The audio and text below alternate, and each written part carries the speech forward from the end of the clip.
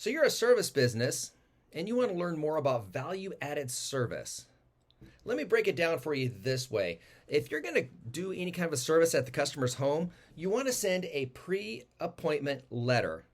If you're a customer, or excuse me, if you're a plumber and you're going to go to Mrs. Jones's house to repair their water heater, you want to send a pre appointment letter telling her to clean out the closet where the water heater is at so you can work on it. And of course, make sure your work area is clear. So you want to get the customer to do a lot of the clearing out for you. So all you have to do is come in and go to work.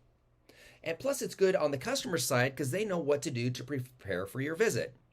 Whatever the service you're going to do, I do recommend a pre appointment letter to let them know what to do to prepare for your visit. It's going to help you, it's going to be a positive moment of truth for them. Everybody's on the same page and everybody's clear.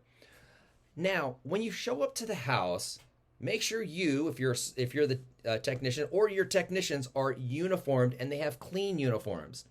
And if you're the boss and you're sending your technicians out, give them 3 or 4 clean shirts to put on the truck with them, because you never know what they're going to run into. And the last thing you want to do is spend the time and gas for them to run all the way to the office, get a new shirt, and come all the way back. You want to be able to, if they get into a messy job, they can change their shirt and be clean for the next job. So you want to have a clean uniform. You do not want these technicians or yourself to smell like smoke when you're walking into the customer's house. The smell of smoke, cigarette smoke is such a negative effect nowadays. You don't want that negative moment of truth to be with your customer. So smell good, obviously, as best as you can. Now, when you show up to the customer's home, here's what I'd recommend.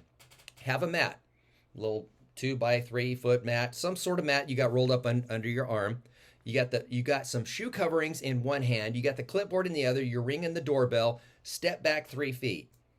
Okay? Then wait for the customer to answer the door. You introduce yourself. You introduce whoever's with you. And you say, I understand we're here to blank.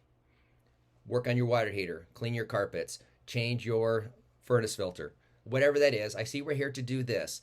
And they will say, yes, come on in. And so step in the house. Put the mat down, put your tools on the mat, whatever gear you have on that mat, and then if a pet comes up to smell you, you just let them smell you for a little bit until they're done. You can just say, hi, you rascally Rottweilers, good to see you. And sometimes it's, what kind of pet is he or she? Oh, I've had a pet once. You're creating a common ground with their beloved pet.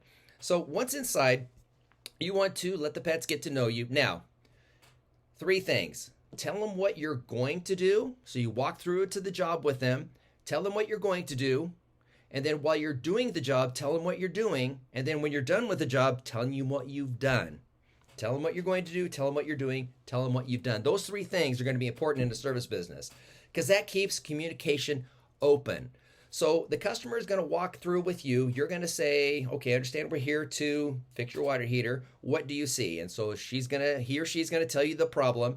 And that's when you say, okay, what I'm going to do is I'm going to remove your water heater, take it outside and empty it, if that's the case, and bring it back in, reinstall it, and you should be good to go.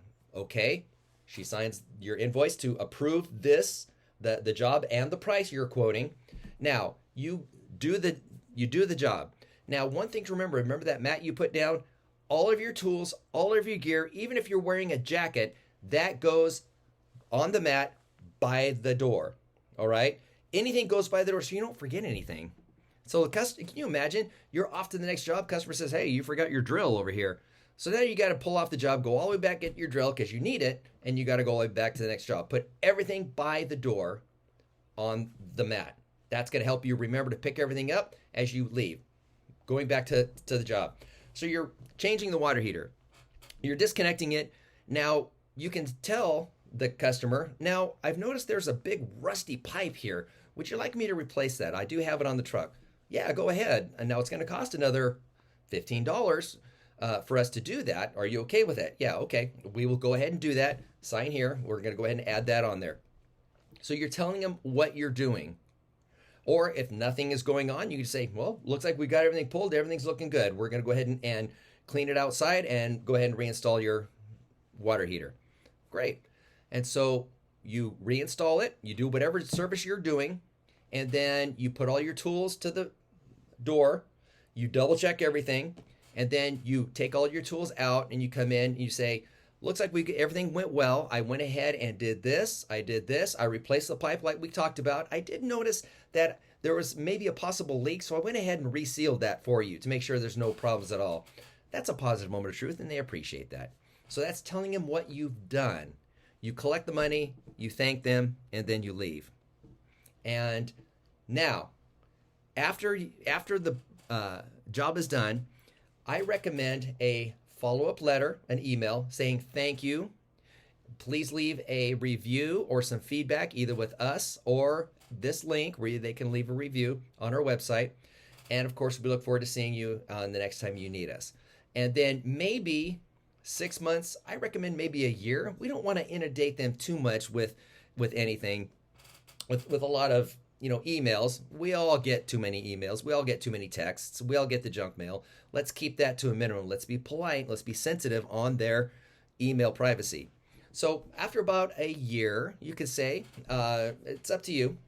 And I would say just a friendly reminder, we just want to see how everything is going. Make sure that when we change that water heater for you at this date a year ago, that everything's working fine for you. Thank you again for using us. Let us know for any of your plumbing needs. That's it. And then, of course, keep up your engagement with your customers through your social media. So you thank them. You thank them with a follow-up email. And then, of course, 1 year later, a follow-up, either a reminder if you're a continuous service business or if you're a trade business, just once again, just thanking you, following up a year later. They would appreciate that. I had my roofs cleaned. And I called them. They came out. They said it's going to cost X amount. Sure enough, they charged X amount of dollars. They actually fixed a few gutters for me, no extra charge, which all it took was a hammer and bang it back in. And then they called me a year later. And they said, how's everything going? Do you need a follow-up service? Do you mind if I called you again next year? I told them that would be fine. No problem. I'll probably need a moss treatment next year. And so they have me down. It was a simple, real easy, real good, positive moment of truth. So the idea with value-added service is look at any negative moment of truth that a customer may have with you and change it to a positive. Look through your business through the eyes of your customer. That's going to be your value-added service. That's going to make you separate from your competitors, and that's going to make you unique where you can charge more, get more profit, and be the premier service business that you always wanted to be. Good luck.